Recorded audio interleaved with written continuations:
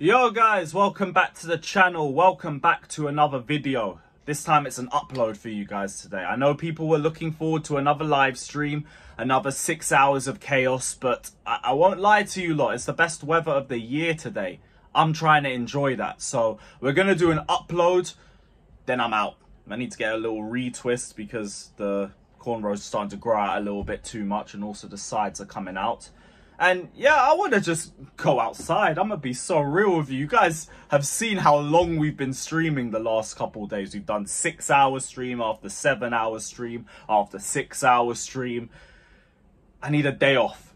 I need a day off. So you guys have a video at least. I don't know why the lighting's decided to go down. There we go. But you guys got a video today. We're going to talk all things goalkeepers. Obviously, we're going to have the latest on the Enzo Fernandez situation as well, because he's in the headlines again. And this time it's not even for the racial stuff. It's because the idiot ran a red light back in December. But we're going to touch on that as well because, of course, when it rains, it pours for this idiot. But yeah, we'll talk about Bozo Fernandez later on. For now, we're going to talk about goalkeepers because we have decided we will enter the market for a goalkeeper this summer. But not to replace Sanchez. This time we're doing it to replace Petrović, who, according to Nizar Kinsella, we have already offered to GENOA, but they deem him as an expensive option. Matt Law has said that Sanchez is deemed to fit Maresca's style of play. The club wants another keeper with a similar profile that can compete with Sanchez. Petrović is highly rated, but there's a concern that there is too big of a difference between him and Sanchez when Maresca wants to make a change. Which I don't really understand. Like, both of them suck at distribution, but okay, one of them will keep trying and one of them will just go long, and I guess you'd rather keep the one that will stick to your philosophy, but whatever. Unlikely to target a high profile number one like Mignon, which, I mean, it's annoying, but it's not even because of Mignon, just in general. We're not going for a high profile number one. We're looking for a keeper who may develop and start the season on the bench before being given the chance to compete with Sanchez. Don't make me sick. Don't make me sick. Thankfully, all those Lunin rumours were thrown in the bin by both Matt Law and Fabrizio, because I was actually going to start throwing things in my room if I hear that we're going for another goalkeeper that isn't good at playing out at the back. How the hell does that make sense? But then, I see that we also have links and admiration for Marmadashvili. And figure that one out. He's a sensational shot stopper, but he can't play out the back either. So, well, what is this scattergun approach? And I find it annoying that we are going for another goalkeeper. Yet another goalkeeper, but we don't want to just pull out the big bucks and buy one. Instead, we want to buy 5 of them, and none of them can step up right now. Petrović, for all of the good stuff that he had last season, still can't play out the back and isn't really great when it comes to dealing with near post strikes. Sanchez, I get it, he will try to play out the back, but that guy is a risk. He is a risk waiting to happen. He doesn't make the right decisions on the ball. His claiming of crosses went down last season. I don't have a lot of faith in him. I don't have a lot of faith in him at all. Slonina, what was the point of that one? What was the actual point of that one? We've all just forgotten he exists. How many goalkeepers are we going to buy before you just realise you could have paid top money for one goalkeeper and been done with it already? Go for an Álvaro Vélez, the Las Palmas goalkeeper. Just go pay for Diogo Costa already. If we don't want to go and spend all that money on Osimhen, go and use that money, or go and make a couple of outgoings, get rid of Gallagher, get rid of Lukaku when the Osimhen situation's over, and go and spend the big bucks on a goalkeeper. What are we waiting for? Because my patience is now really starting to wear thin. I gave him the benefit of the doubt when it was the Euros and when it was Copa America. I said, all right, cool. They're probably blocking a lot of our activity in terms of outgoings and incomings. I understand that. That patience is gone now. So what are we doing? What are we doing? Because we still need to go and get a goalkeeper. We still need to go and get a left winger. We still need to go and get a striker. All we hear is that we admire Nico Williams every single day, but we don't want to pay for the wages. And it's like, we get it, Fabrizio. We don't need to hear it again. Goalkeeping situation, it just seems scattergun as hell. Like, we're just praying that Sanchez was the victim of Poch tax.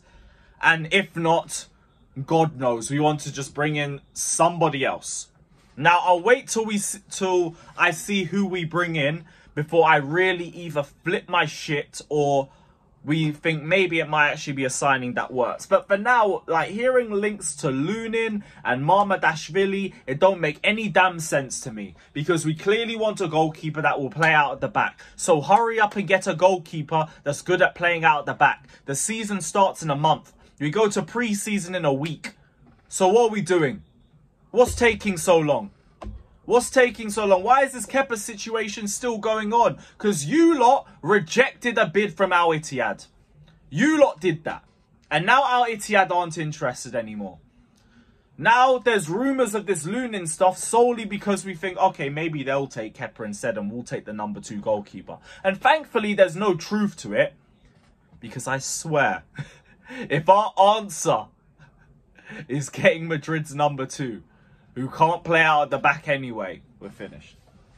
Forget the goalkeeping situation. Like, you just got to pray everything else is in a good enough position that you can carry the goalkeeper through the season. But it looks messy as hell. It looks messy as hell. I really wish we just put the big money down for a goalkeeper and just end it. Just end this whole saga. Because the links aren't good. Just pay out for Costa, pay out for Valles, and move on. Move on, man. But yeah, let me know you guys' thoughts down in the comment section. There's still other news as well to get into. Ugochukwu will permanently leave the French Olympic team and will no longer be available as a reserve. So there's one more player for Enzo to worry about when he comes back to pre-season. Unless we've sent him out on loan by then. Unless we've sent him out on loan by then. God knows what's going to happen with Leslie, but like, don't really see a pathway for him into the team. So send that brother out on loan, probably flip him afterwards. It is what it is. Thank you for the game against Wimbledon, I guess. He was one of the rays of light in that terrible fixture. On to Enzo Fernandez. Because Enzo Fernandez is in the headlines again. This guy was found guilty of failing to identify himself as the driver of a Porsche who committed a driving offence in... What's the name of that? Carmarthenshire? Where the hell is that? Where the... Guys, pause with me for a little sec. I want to know where this area is. In Wales. So some random area in South Wales he got caught speeding in. What was he doing in South Wales? Who did he go to G at that time? What the hell? But yeah, Enzo's in the headlines again.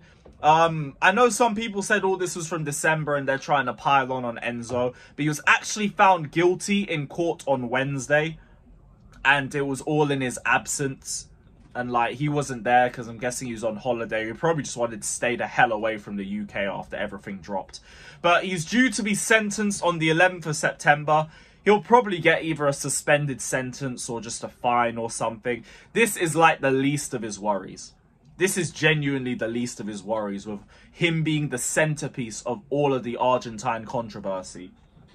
So we will see what happens with Enzo. I don't think any of the punishments that he gets is going to impact him with football. He's probably going to just have to have someone drive him to and from training. Probably won't be one of the French players.